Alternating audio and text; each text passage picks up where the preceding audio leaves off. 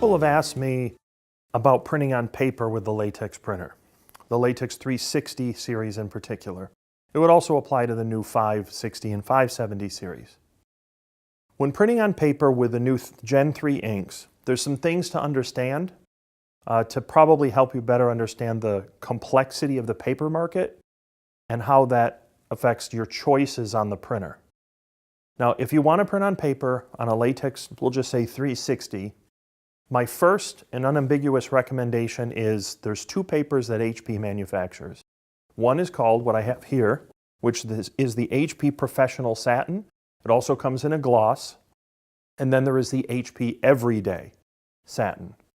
Both of those papers are excellent. One is a little thicker than another. This is the Professional, which is a little thicker.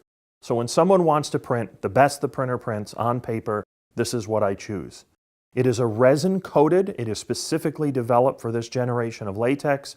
It's excellent paper. It prints beautiful. So if you just don't want to think about it and you want a really nice quality paper print, this is it.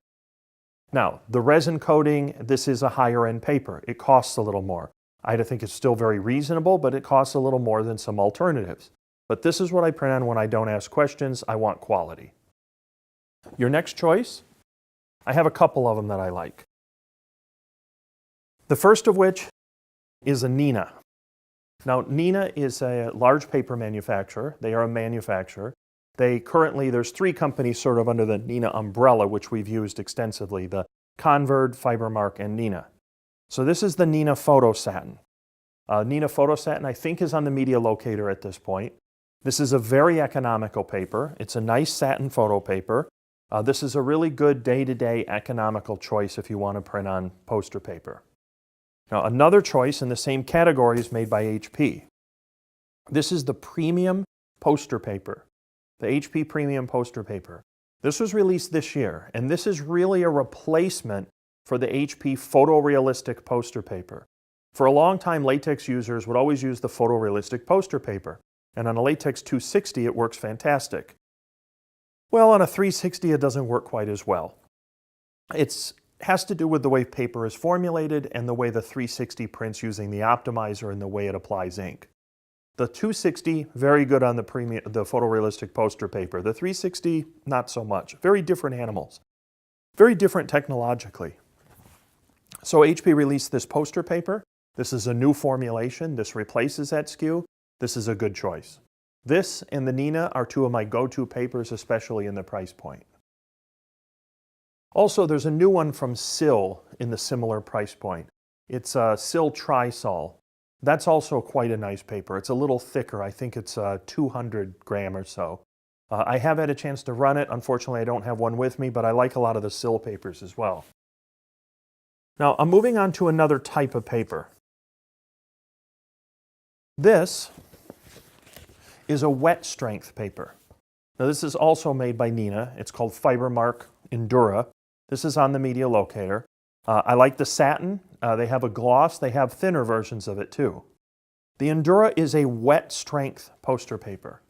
By wet strength, that is, they impregnate it actually with a little bit of latex, and it has limited outdoor durability. So if this gets wet, it's pretty resistant to paper, what normally does, which is sort of disintegrate. This is a wet strength paper. Not a lot of manufacturers make wet strength, but this does have short-term outdoor durability, and it functions equally well just as a standard paper, like a poster paper. And I like this Fibermark Endura quite a bit. This is very widely used in the industry, and it's also very cost-effective. HP also makes a wet strength paper. This is the HP satin poster paper, white satin poster paper. This is also wet strength. And this is another good choice. I'm quite fond of wet strength papers with the 360. They're highly compatible. The way the 360 applies ink and it carries over the curing zone, a lot of the wet strength papers work pretty well. Now this is a Felix Scholler. This is more of an offset coated. Now this is a metallic, has kind of a metallic paper quality. This is an offset coated. When you switch to more of the offset coated papers on the Latex 360, there's a couple things to keep in mind. One, you can't put too much heat and you can't put too much ink. If you put too much heat and too much ink together, the paper is going to cockle, and that cockling is going to cause print quality problems. Sometimes the cockling is evident right in the print path. It'll form like a kind of a undulation from the water, and the carriage will touch it and you'll have a little head strike mark or a carriage strike mark. Other instances, it'll travel fine in the print zone, and then as it hits the curing zone with all of that ink together, the middle will come up and you'll get it to pop in the center, and then right down the middle of your prints, in the middle of a 60-inch wide roll, you'll see little scratch marks. That's happening in the curing zone. It's because there is too much ink and too much heat, and the two together, especially on a lot of offset papers, will cause it to scratch. The solution is, give or take, 12 pass, 175, 180 degrees Fahrenheit, and then you keep the ink down a bit. So let's say 80%, 90% ink. And you'll still, in many cases, get a very nice print. And these are offset coated papers where the price is considerably lower. Now, all offset coated papers are going to have different coatings, different surfaces. Some ink take ink better than others. There's going to be a lot of variability there, and you'll sort of have to sort out your own way. But if you see it coming up or popping or cockling, the solution is lower temperature, less ink, and in some cases I'll use an inner pass delay to compensate for putting the lower temperature down. This is another example. For example, this is almost nearly a 12-point cardstock. It's an on-demand. On-demand is a digital converter, and they were long-term partners with them. This is a heavier weight paper, so I'm going to turn the vacuum up to make sure this stays down. So I might run vacuum at 80%, and then I'm going to keep the ink level a bit low, keep the temperature down. In some cases, I may use a take-up roll to help a little bit, but I try to print everything without the take-up roll, and if everything works without it, then the take-up roll is sort of an added bonus. Now, we found that on the 570, 560, the take-up roll I tend to put on almost right away because the distance from the platen to the take-up roll is so short, and the take-up roll gives me an easy assist right out of the gate.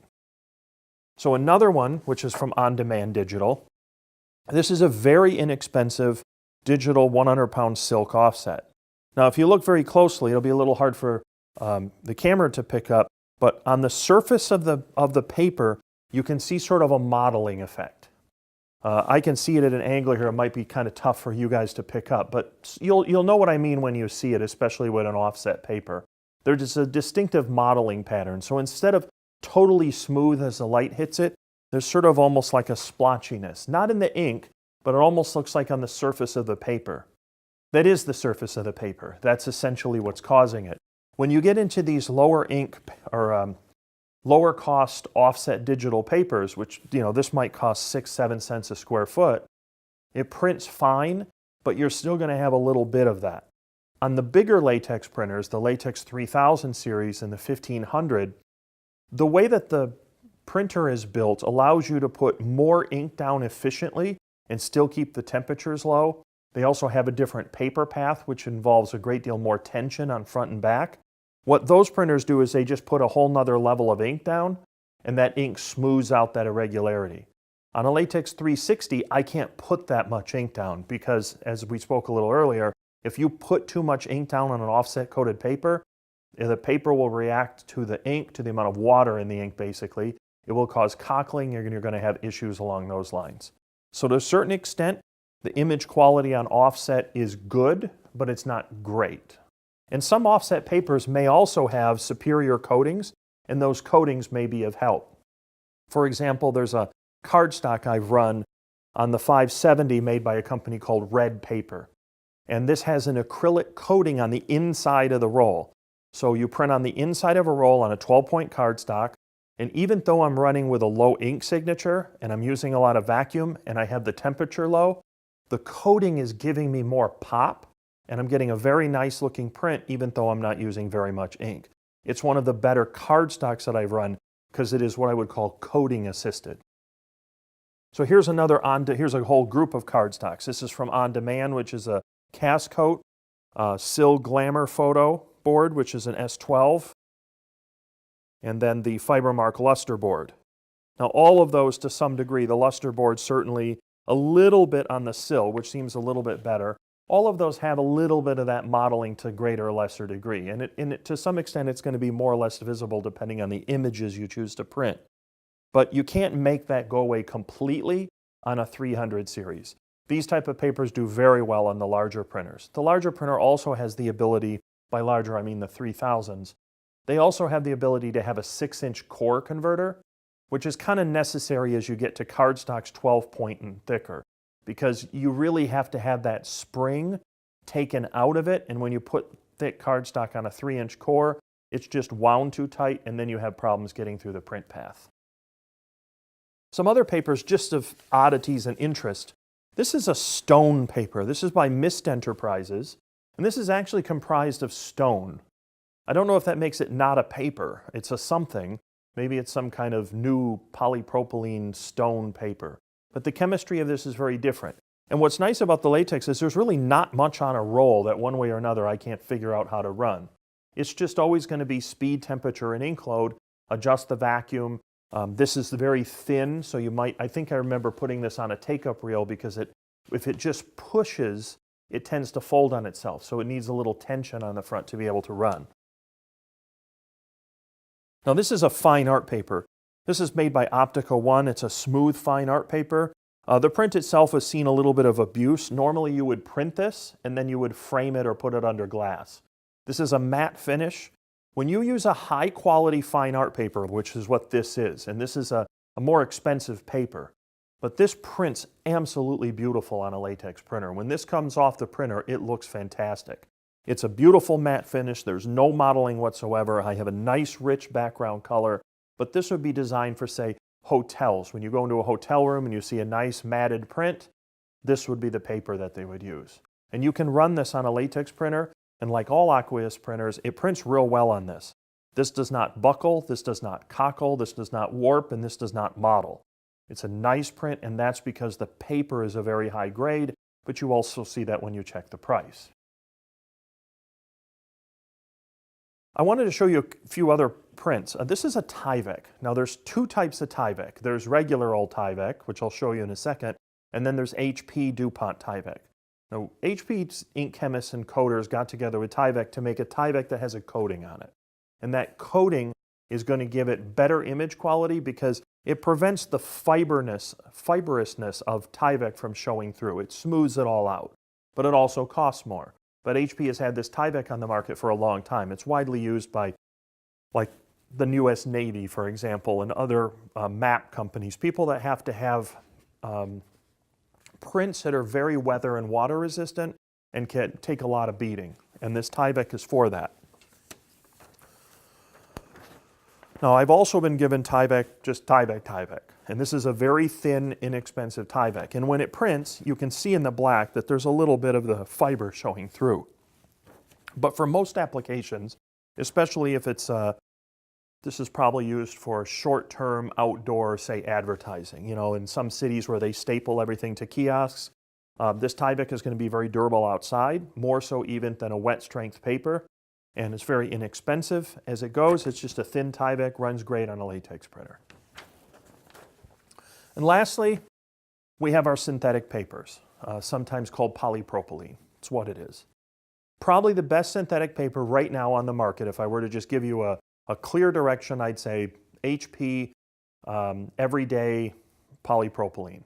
That's a great product. It is coated. It prints beautiful, it's easy, but that coating is what gives that polypropylene a chance to really shine. Without the coating, like this UPO, Hopsin, Transil, you're going to tend to have some difficulty on a 360 printing on polypropylene.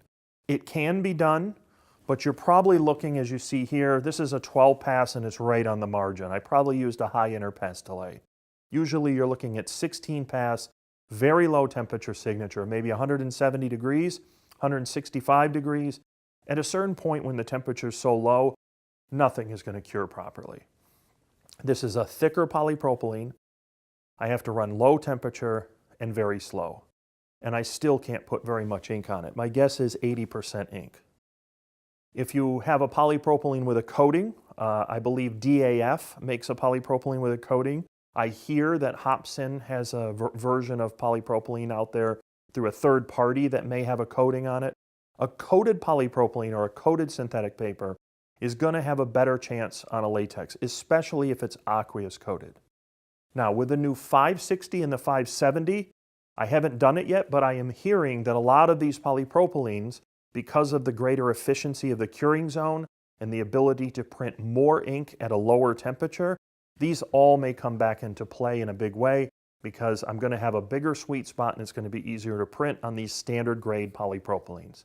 UPO is probably the best known in the United States. So UPO will run on a 360, but it's got a small sweet spot.